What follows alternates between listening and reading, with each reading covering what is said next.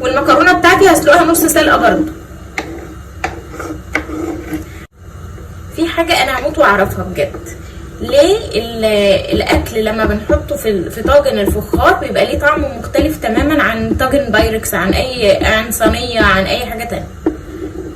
الطاجن الفخار بيبقى ليه طعم مختلف تماما، بيبقى احلى. ليه بقى؟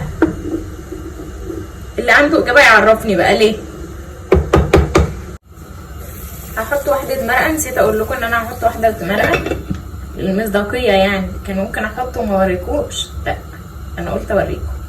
حطيت واحده مرقه. لو مش عايزين تحطوها عادي مفيش اي مشكله، براحتكم. لو عايزين تحطوا المرقه الفوريه اللي هي البودر، مش اللي هي المكعبات دي، عادي برضو لو انتوا خايفين من دي يعني.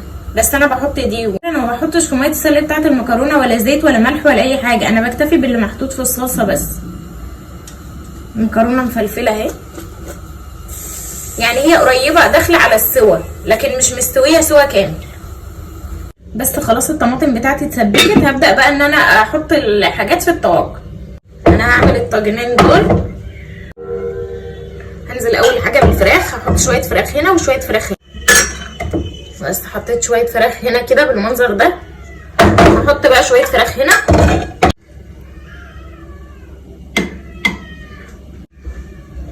هنزل بالمكرونه. هنزل بقى بالصلصه بتاعتي. هنزل بالصلصه بتاعتي كده.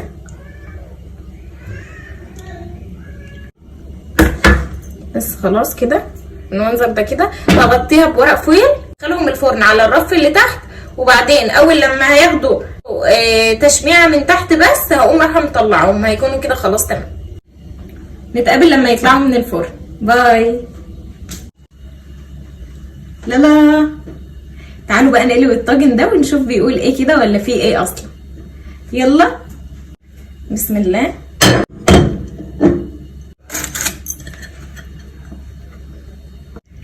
بسم الله.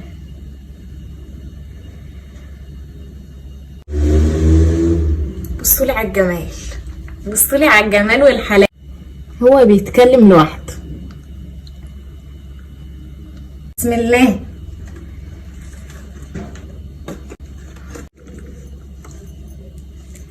واو واو واو، اتكلم كتير. بصولي على المكرونه المفلفله كده. يلا بالهنا والشفا، جربوا بطريقتي وان شاء الله يعجبكم. باي.